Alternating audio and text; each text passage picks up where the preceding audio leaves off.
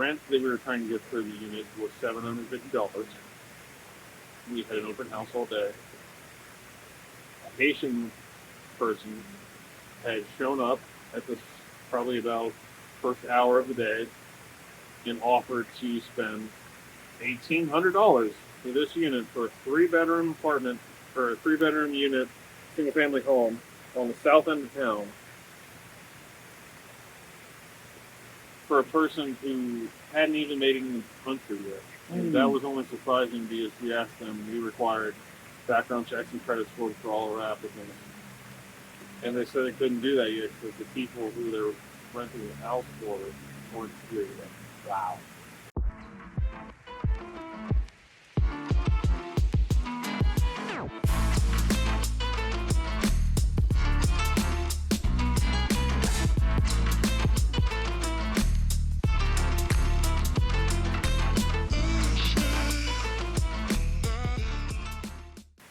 What the heck's going on around here? If we were a population of 55,000, lean and flowing, maybe 5,000 people, anywhere from 50 to 60,000 people. Over the past 4 or 5 years, we've had, on the official estimate, of between 20 and 22,000 people immigrate from Haiti to our community. The culture clash is what's most obvious. Second, it's the social service strain, where we've not gotten any more funding, but we've also gotten 25% more population as a city. So the social services are strained. In Haiti, apparently hospital means clinic. So people who are pregnant giving birth are being dropped off at urgent cares. And then the urgent care has to call a hospital or an ambulance. In most cases. They call it the hospital because they're not obviously equipped for that situation. But that doesn't translate well. The same way that driver's permits in Haitian translates to basically permission to drive. Where in the United States, that's a temporary permit where you would only be allowed to drive with a licensed driver next to you the entire time. 21 or over, right? Yeah, 21 or over. During monitor hours, not after dark. But they're basically taking it to, this is my life. all I need to do to have the permission to drive, which has resulted into them having numerous issues on the road, whether it's driving too slow or not yielding or driving in the middle lane and acting as if it was a lane instead of just a turn avenue, to the extreme of them flipping vehicles, driving into businesses, driving into houses. And the community had a housing crisis before where they couldn't have affordable housing. The average rent in Springfield, Ohio used to be anywhere between $650 and $750 for a 2 or 3 bedroom house, or a furnished apartment with amenities. If they are willing to spend anywhere between $1,200 and $1,800 a month for the same amenities, I'm not certain how many people they're willing to do with that.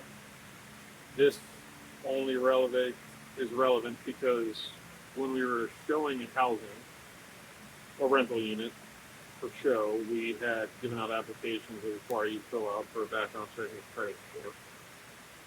The rent that we were trying to get for the unit was $750. We had an open house all day. A Haitian person had shown up at this probably about first hour of the day and offered to spend $1,800 for this unit for a 3-bedroom apartment or a 3-bedroom unit, single family home on the south end of town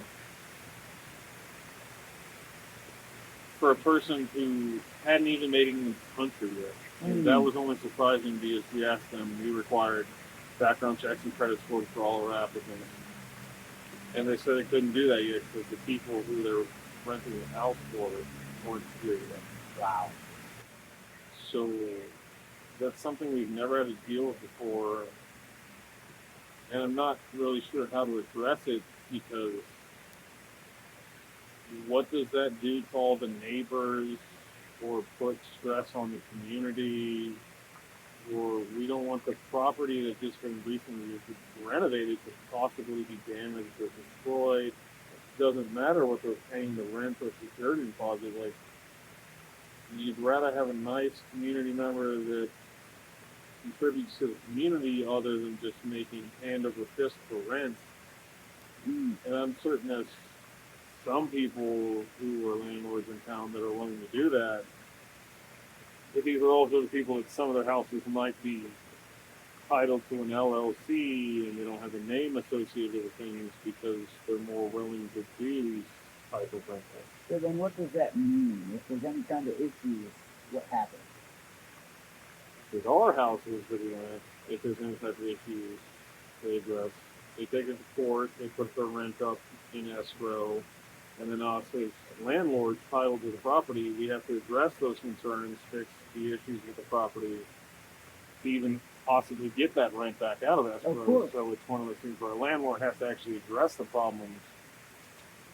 So these LLC landlords, they're willing to rent out these properties where if it's a 3-bedroom, they'll put 3 families in the property, one in each bedroom with a communal bathroom and communal cooking area. I'm not certain if it's just because these families are willing to accept these conditions, but in Ohio, there's no legal limit to how many people you can have dwelling in a single-family residence. It's really just upon the tenant to complain if the living conditions are not suitable. So if they're willing to accept these communal conditions, the landlord can make sometimes double or triple what they'd make for renting to a possible single family or normal renter agreement in Ohio. So it puts the certain community who's looking for housing almost out where they have less opportunities and they can't compete with any of these rent allocations that these other families are making. All right, so and I know we're not going to discuss any of your connections to the housing market here, but you're definitely knowledgeable. And I know that you know some of the people that have some of these LLCs. Have you heard anything prior about kind of comments or anything that might have been made that, addressed some of these issues that people weren't taken care of or they didn't care about? Well, if there's anything issue like if the air conditioning, heating, or electrical issues, plumbing, things of that sort are an issue with one of any of the properties that you rent out, you could contact us and we'd have to address those issues. Yes. The landlords that are putting multiple families in a single family dwelling, I know there's a certain one in town that has a lease agreement that if it's under a $250 repair, such as a drain snaking or a furnace call out or an air conditioning repair, they have it in their lease agreement where they're not liable for that payment. That's on you. It's under $250, it's on the tenant. So that starts the environment of these landlords basically, if they don't want to put money back into the property, but they love taking money out of it.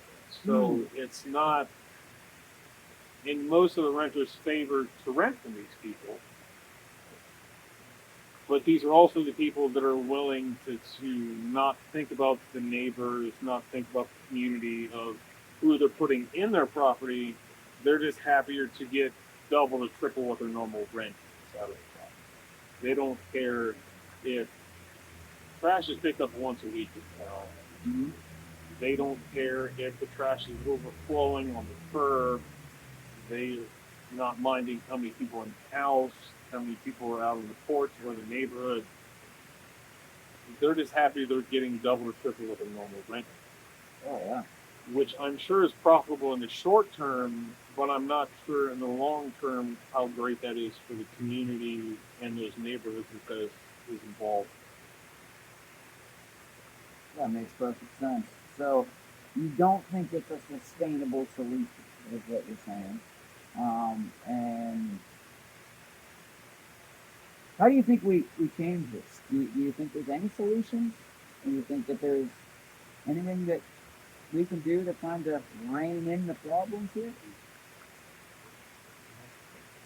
I don't know that's a I've loaded lived here question. 31 years out of my 33-year-old life. Mm-hmm. I'm not sure, to be honest with you.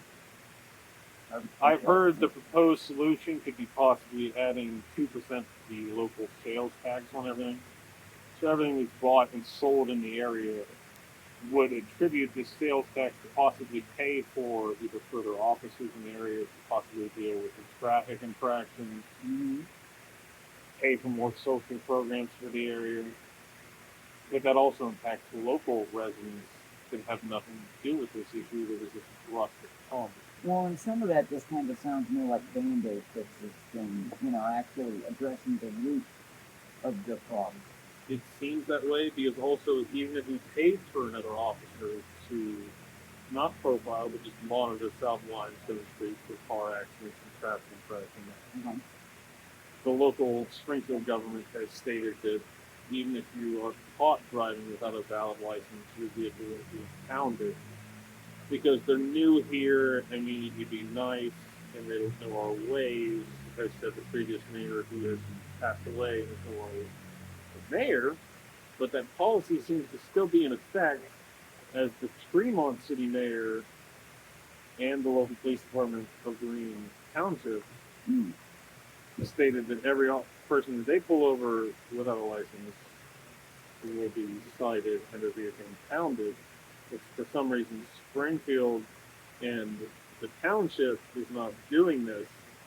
So even if these people are caught illegally driving with a permit or even without a permit with no valid license, nothing seems to come from this issue. Mm. So without a financial penalty or incentive for them to get truly learned and licensed to drive in the state of Ohio, I'm not sure how that issue could be addressed. Yeah. So so it sounds to me like I could just snap my license in half, throw it away, and go drive down the road, and I'd be okay. What do you think would happen if I got pulled You would think that, over? but it doesn't seem You don't have to, PPS. to apply evenly. Oh. You're not a temporary protected citizen. Oh, I'm not protected. Okay.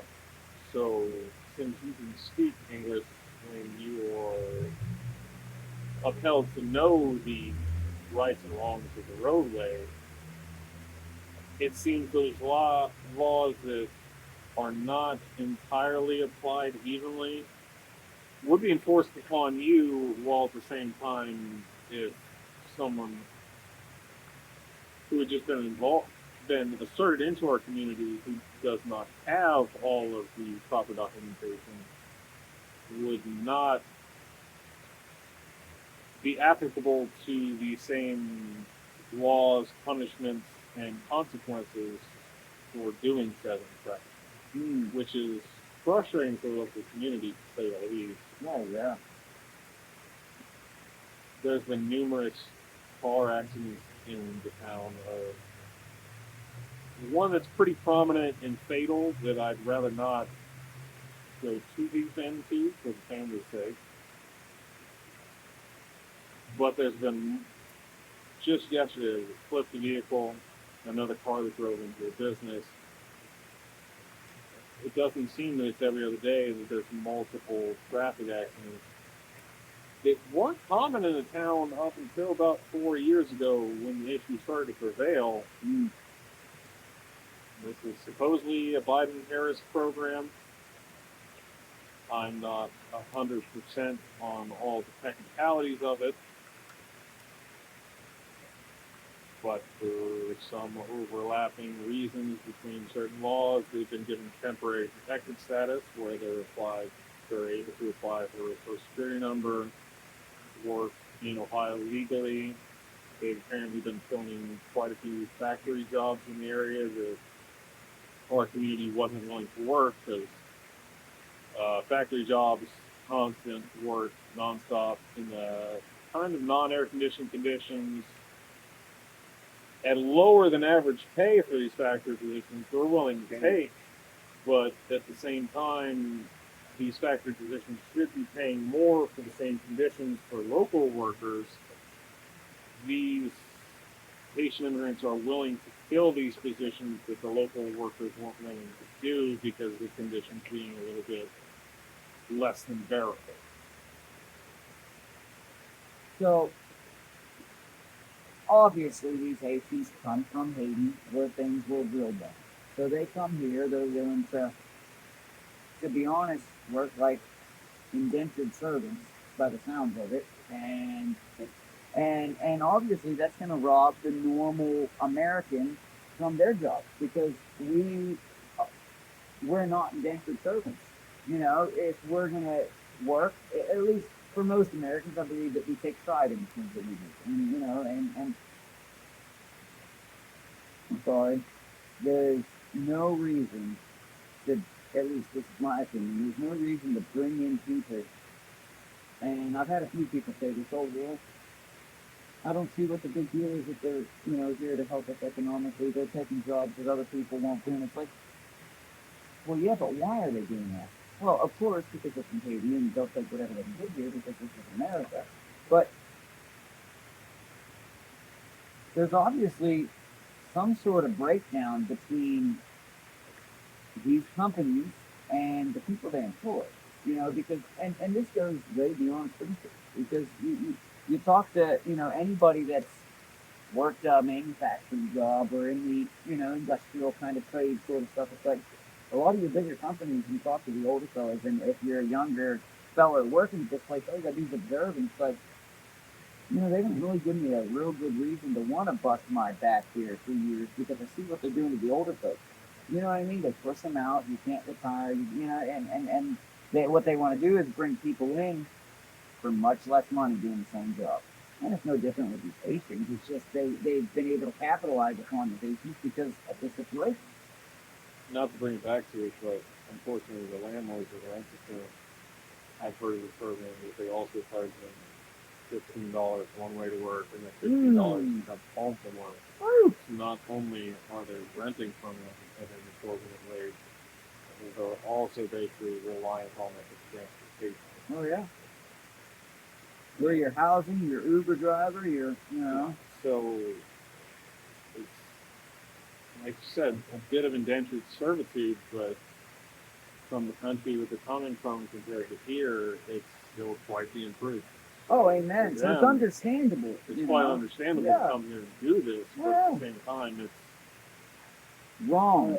Quite off-putting for the local farm town. Yes. Definitely a lose-lose, really, for both communities so in the long run. And they'll end up doing that work just as anybody else that goes through that temp service for, you know, near to $10 per hour, less than what a full-time employee would end up making at that place. Yeah. Wow. So to me, it's quite a concern of, is it the temporary agency? What was the name that was bringing most of them in? First Diversity? First Diversity was that's what I work for. Yeah, that's where you have what's he called, the Prince or the King or whatever. The question the last name is Tins. Yeah. It's Tins LLC. He's purchased like 63 properties in the near recent past years. For every factory worker that they employ or source in Port Haiti, what percentage of their paycheck are they making on top of it? Because I know when I used to work for a temp agency, if I'd make $20 an hour, they'd make $6 to $10 on top of that per hour. And on top of that, most of them, if you work there and the place wants to keep you, they gotta buy that temp agency out. Like it's been really common that just actually you get to that 3-month point where you can be hired on, that they'll either man down or let you go, and then you'll go back to that temp service and off to a different employer. And while I understand the whole temp service to employment rate, yeah, my question is, is any of this taxpayer funded? Is this a grant? Where is all of this money coming from? To bring them here, source them, and then get them all their paperwork, come to this country, come and have all these payouts programs, get them on Social Security, get them on food stamps, get them on renter's assistance. All of this, is the temp agency also making money on some sort of government contract to fill these positions? How much taxpayer-funded dollars are going into this program to bring a 25% increase in the population of the town of Ohio that I'm certain to you none of the residents of this town ever expected to have a border town type of mentality. Border town in Ohio. I have a friend who lives in El Paso, Texas, and somehow our stories are comparable to the public. Wow. The interview you just watched was with a couple of sources that are directly connected to the housing market in Springfield, Ohio. They explain how single-family dwellings are being inhabited by multiple families at a time, and therefore those in whom are renting out to these multi-family situations, multi-families being in single-family dwellings, are making money hand over fist here.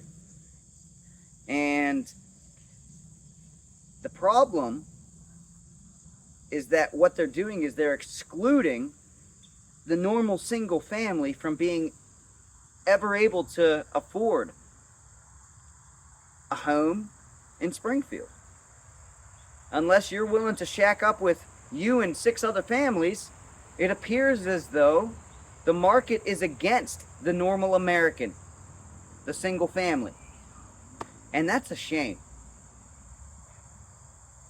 What we learned today is not just the problems in the housing market, but also we see that the 2 I speak with wish to have their identities concealed. Again, evidence to the fear that truly exists in Springfield, Ohio about speaking out about what's really going on there. It's a major problem. How can you say you live in the free country of the United States of America and yet you're petrified about being able to speak truth? This is a major problem.